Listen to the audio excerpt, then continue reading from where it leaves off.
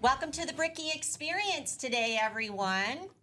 We're so glad that you joined us today. On today's podcast, we're going to be talking about gratitude. And I have three amazing educators who are joining us today.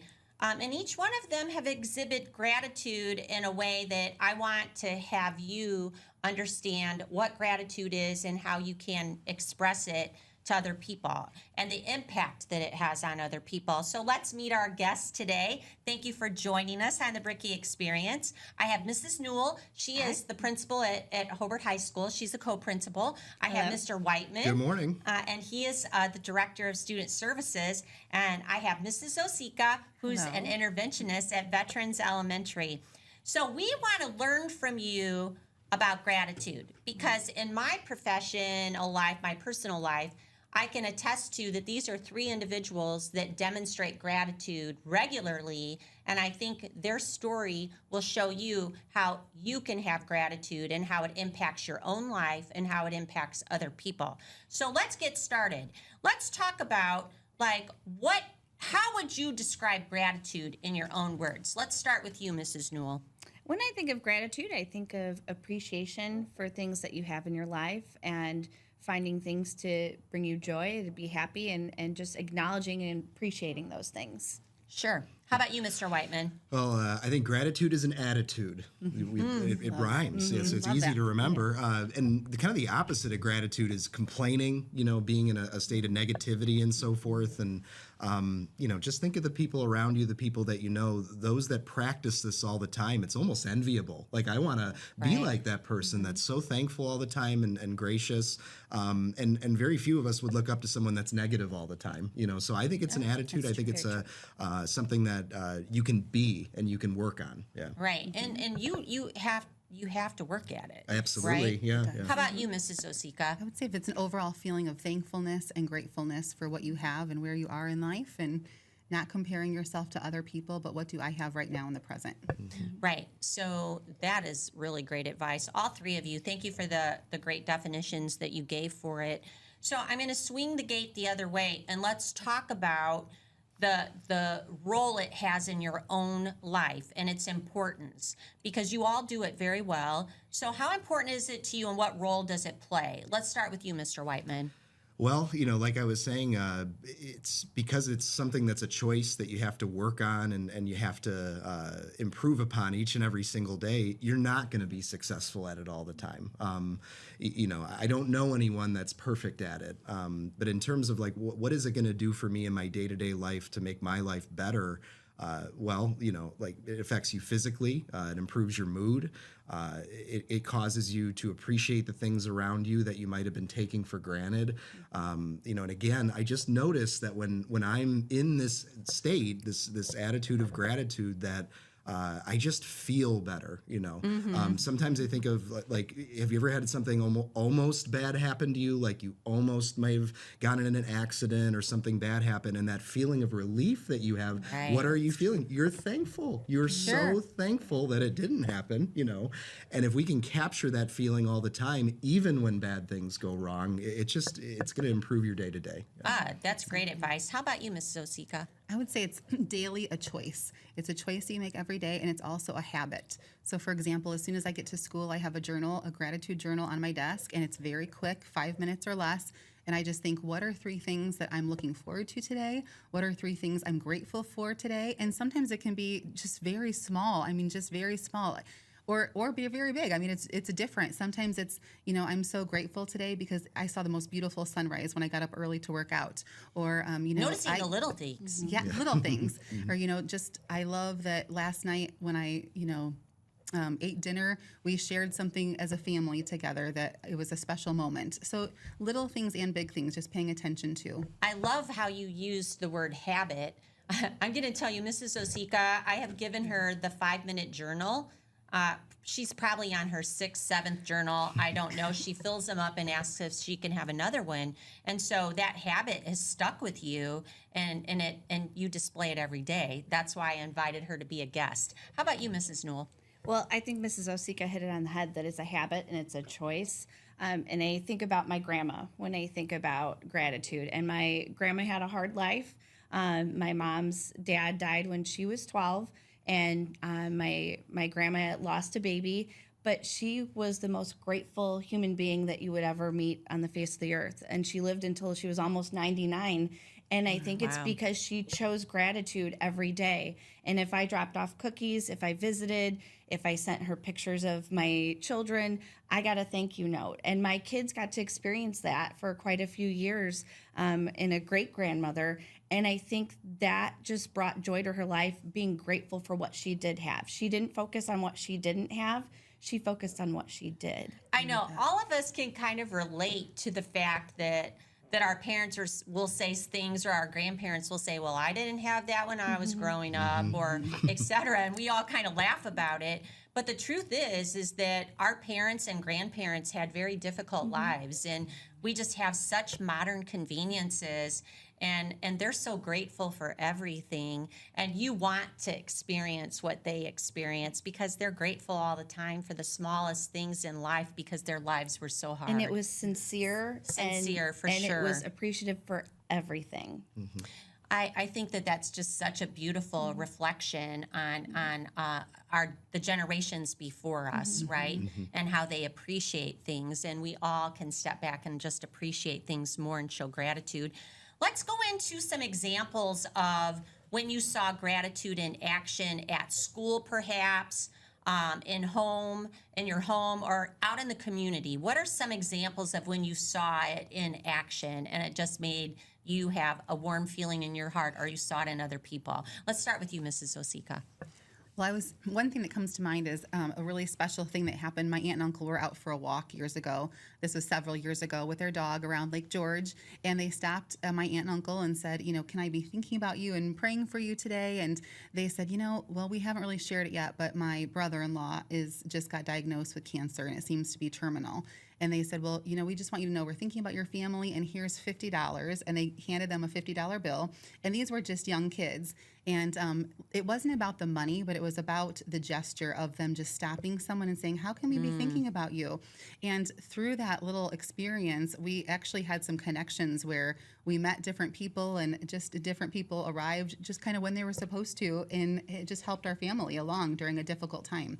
Right. And so it was grateful that it happened how it happened, and that these young kids were just willing to say, we're thinking about you, and what can we do? But just a small gesture. It doesn't have to be money, but it's in little things that you can show people that you care in small ways. And I think that connection actually was with your dad, Mr. It was. Balish. And we all know that he is a beloved Brickie, and what a great connection. They didn't know that when they No. did that. And so it was just a gesture, and they didn't even know your aunt and uncle, and then it came back to you. It just became a ripple effect. And I it think really that did. sometimes in life, you don't know how your little choices can impact others, but we always say that ripple effect. I mean, those young kids had no idea the ripple effect of how it affected our whole family, and things and links and people that we ended up, running into, and who walked alongside our family during a difficult time. But it was just one moment that these children did that they had no idea. So you never know how you That's affect so other true. people. That's beautiful. That is such a beautiful story. How about you, Mrs. Newell? I think of little notes. I don't know if people know this, but I've saved every little note that a teacher has ever given me, and I have a special spot in my office. And I think I reflect on those a lot, and I don't think they realize how important those were to me. So if I'm having a bad day, Yeah. I find that I have received a note or a card on just the day where I need it the most. And so I try to do that as well. And my grandmother did it, and teachers here do it. Mrs. Krolak does that. She's left stuff on my desk before, and I've come into work the next day, and it's just what I need. And so I really try to show gratitude through that. And I think little notes, they don't cost a lot. You could do a piece of paper, or you could do a little card. I have a stockpile of little cards just because that's what I like to do. That's what my grandma did. But I think a little note just to show appreciation. And I think a lot of people do keep those, and they use them in a time where they need to remember what to be grateful for and bring that joy back. Sure, meaningful. How about you, Mr. Whiteman? No, just to piggyback off that, I save those too, and I think a lot of people do, and sometimes it's all too easy. It's good to be self-confident. That's a great quality to have Sure. confidence, but I don't always know if I'm necessarily good at something until maybe I hear it from someone else. So That's so That true. affirmation. yeah, I never, when I was in school, I didn't view myself as any kind of, for example, like good writer. I wrote a paper one time, and the teacher took the time to write me a nice little note, and she called me a good writer. And I never thought I was a good writer, but all of a sudden I said, oh, like, maybe I am a good writer, and it opened up all these little doors for me where if that note wasn't written and I got my paper back and I got a B or whatever, like I would have just, like So it was moved almost a on. form of empowerment for you Yeah, as well. yeah. And that's a great way to look at it as well. You never know what gratitude is going to do for an individual. You truly don't. So let's talk about, can expressing gratitude be a way to show people that you don't take them for granted? And how does it work to build stronger relationships with people? Let's start with you, Mrs. Newell. I think gratitude is definitely something that people need to do every day and they need to show every day. I think it really helps build relationships and strengthen relationships. I think it's easy sometimes to feel forgotten or that you don't matter, that you don't make a difference, and that gratitude really builds that bond between people. I think that bond is a great word. How about you, Mr. Whiteman? I remember the older I got after like my teen years, you get your parents gifts for Christmas and birthdays and things like that. And I realized when I was in my 20s, I didn't have money to get nice things for them. And and they always got me nice stuff, and I wanted to, well, now I'm an adult and I'm going to pay it back by, getting you this nice gift. And one thing that my mom said to me that really made an impact, and she always reminds me of it, is that, my presence and our presence with each other is really the act of gratitude.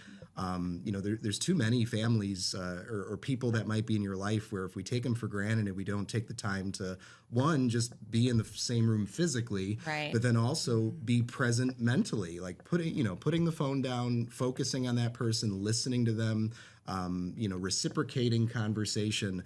That is a tremendous gift to give someone. And when you feel it from someone, it feels way better than being given a physical gift that's worth money. It's priceless to have someone care about you that way. It truly is. It's so funny that you say that about wanting to give this gift when you get older to your parents. And that's such a form of gratitude about them raising you. I'll never forget my dad going into the Marines, and he's serving over in Japan. And they were so poor.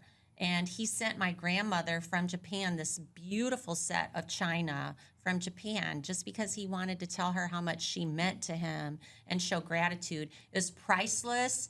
And I carry that in my heart all the time because he did that for his mother. And I have gratitude for him for showing that. And I have that at my house. It's so special to me. How about you, Mrs. Osika?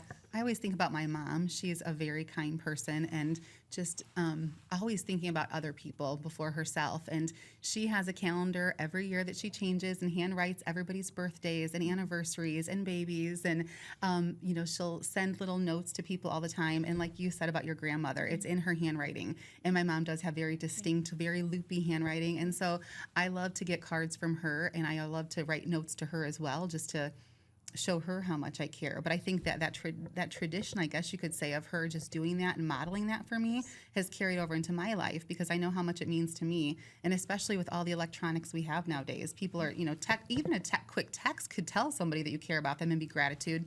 But just that moment of a handwritten note, putting a stamp on it, going through snail mail, there is something about getting a letter in the mail or receiving a note, like you said, on your desk in the morning. And sometimes those things come. I've had friends reach out to me and say, like, you have no idea that you sent that note to me and I just needed it. And so people, it's almost like a heart to heart between family or friends. And it's like they say, I needed that right when you delivered it.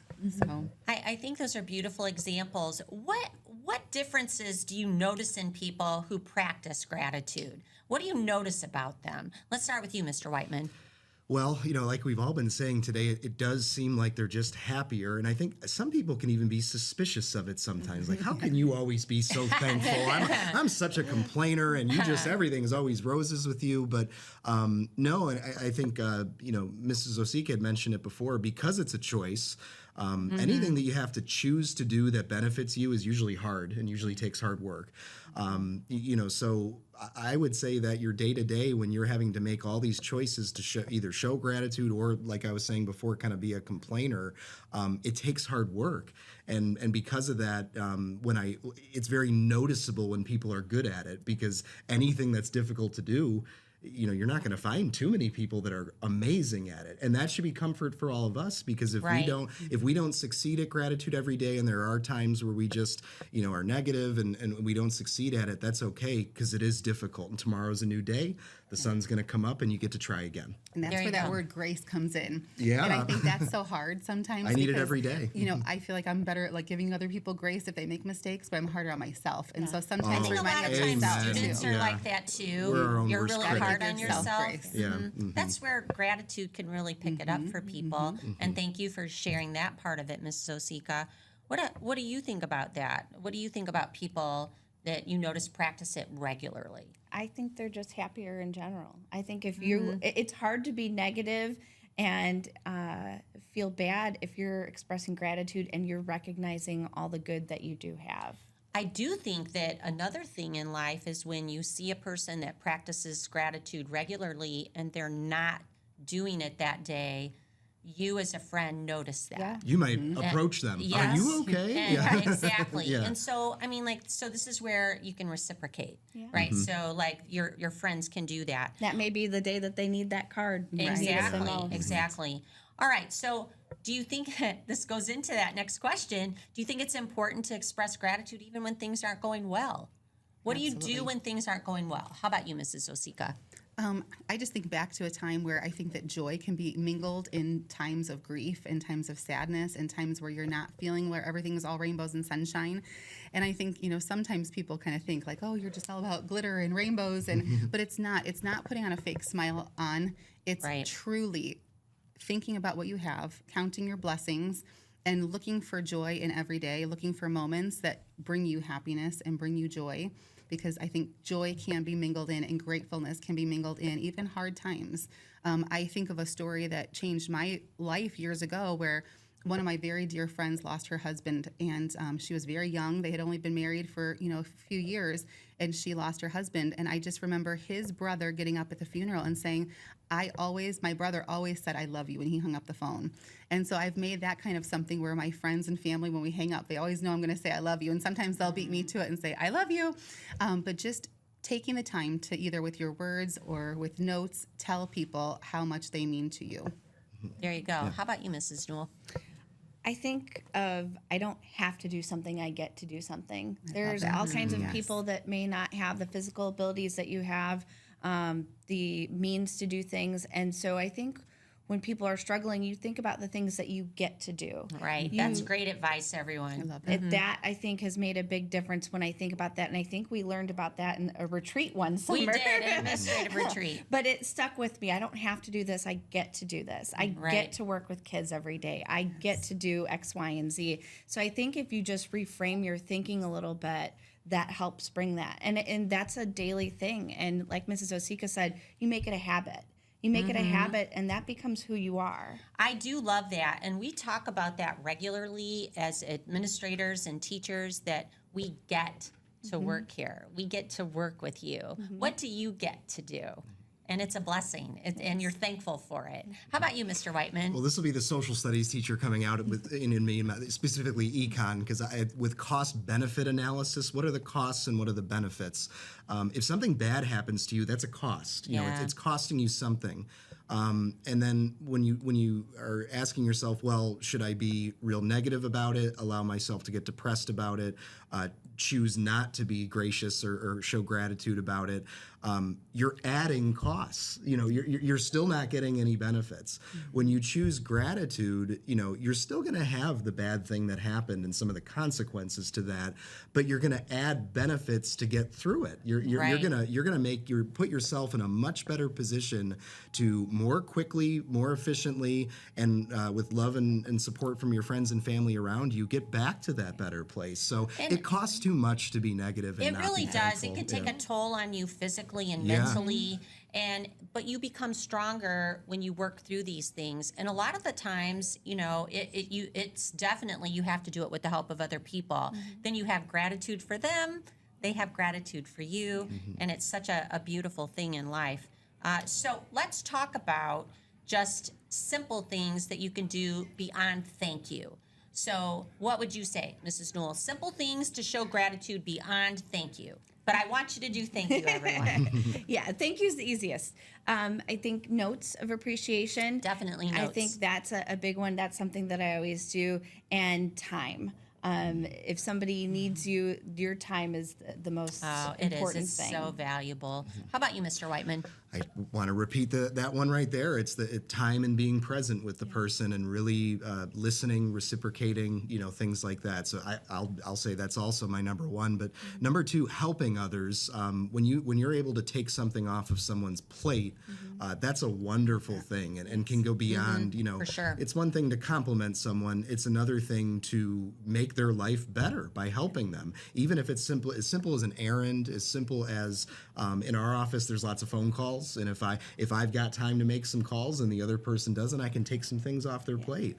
And you don't always want to be a receiver of that. You want to be giving that out, more than you're receiving. So I would say helping others, taking something off their plate, running an errand can show someone how much you appreciate them. Yeah. I think that's a beautiful piece of advice. How about you, Mrs. Osika? I was just thinking small gifts, like a token of appreciation. If you see something that reminds you of someone, pick it up. It doesn't have to cost a lot of money, but just to let them know, I'm thinking about you. This silly little gift reminded me of you, whatever it may be.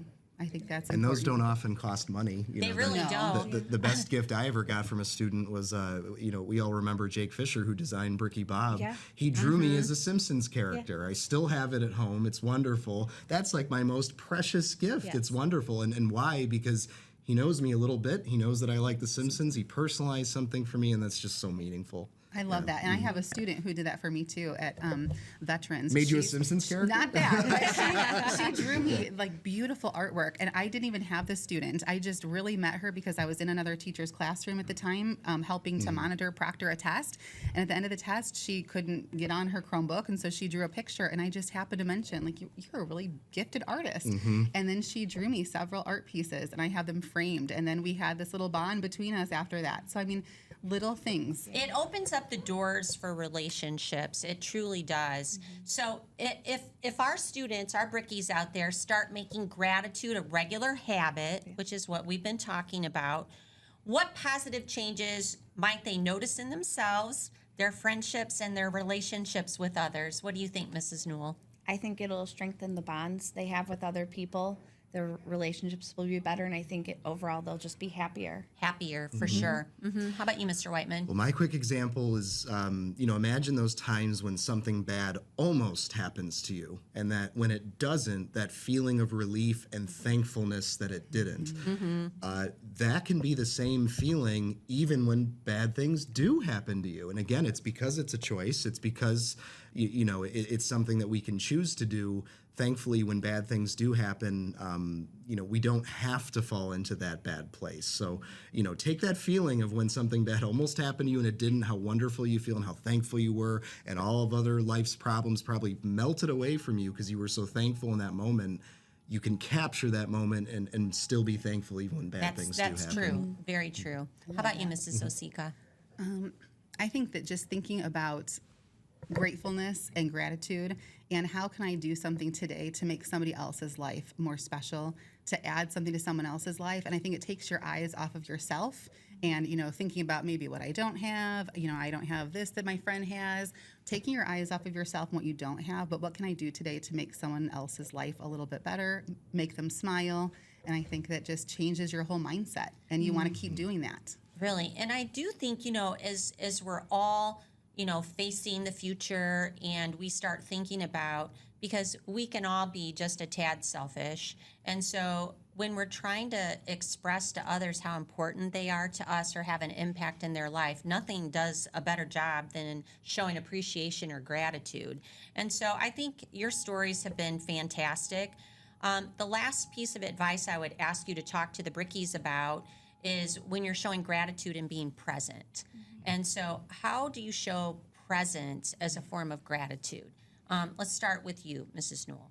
I think giving them your full attention, not being on our phones, which is so hard. We're busy, we're full. We're not full. busy, we're very full. Yes. But I think just giving somebody 100% of your attention, that really can make a positive a difference and show your gratitude by being 100% present in the moment.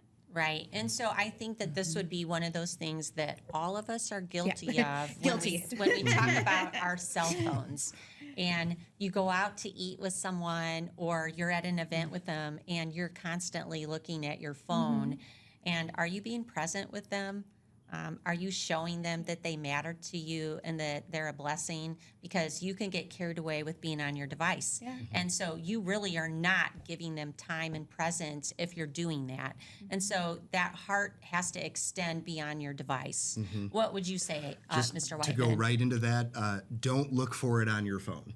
If you're looking for gratitude in your life, if you're looking for who cares about you, if you're looking for what matters, I don't think you're going to find it on your phone. I don't think you're going to find it on social media. I don't think it relates to how many likes you might get on something or how many followers you have. No, it can actually do the opposite. Absolutely, yeah. It can really give this false sense, of people, people supporting you. So no, don't try to find it on your phone. Try to look around you for the people that are there, right in front of your face, giving you their time and attention, love and care. And I think once you start looking there, rather than trying to find it from people you might not have even never met on your phone, it's going to be so much more effective. It'll be real, Yeah. right, genuine. How about you, Mrs. Osika? I would just say start taking time to start building those habits and even get a blank journal in the morning and just write down what are 3 things that I hope happens today, and then what you can even reflect later that night or the next day when you get it back out. What were 3 things that happened yesterday that were exciting, that were meaningful, that showed me gratitude, gratefulness. I think that just starting those healthy habits will help and people will notice. And I think it also takes your eyes off what didn't happen yesterday, what were my disappointments. It helps not to focus on the negative things, but just looking at what do I have in my life that I have right now in the present that I'm grateful for. Right, because you could have a disappointment, but not dwelling on it, right? And take action on it and be grateful for what happened that day beyond that, right? Because there's tomorrow to look forward to. Absolutely. So I want to thank you all for just sharing your knowledge about gratitude, because you are truly inspirational people in my life and in other Brickies' lives, and we are grateful for all 3 of you. You've Grateful for you too. Yes, well, we thank are. you. So you've shown us that gratitude is a positive force. It really is. And when we do this, we strengthen relationships and we foster kindness and compassion for people. It just creates a nice atmosphere in life. And we want the quality of life for all of us. And so look for opportunities, everyone, that you can express gratitude. It can be small. It doesn't have to be big. And you can have an impact on other people. Gratitude is a gift. It truly is. So I ask you, along with my guests today, to give those little gifts of gratitude, and you'll be surprised what kind of joy it brings to other people. And besides that, it will give you a positive outlook in life as well. So remember, all my life I want to be a Brickie. Work. There you go. Work hard at showing gratitude, and I am here to remind you it will be returned to you if you show other people that kind, compassionate side of you. Thank you for joining us today, and remember, be excellent on purpose. Go out there in this holiday season. Give people that gift of just knowing that you're there, expressing how important they are in your life, and I guarantee you that it will be the best gift ever. Show gratitude for the blessings that you have in life. Thanks again for joining us. We'll see you the next time on the Brickie Experience.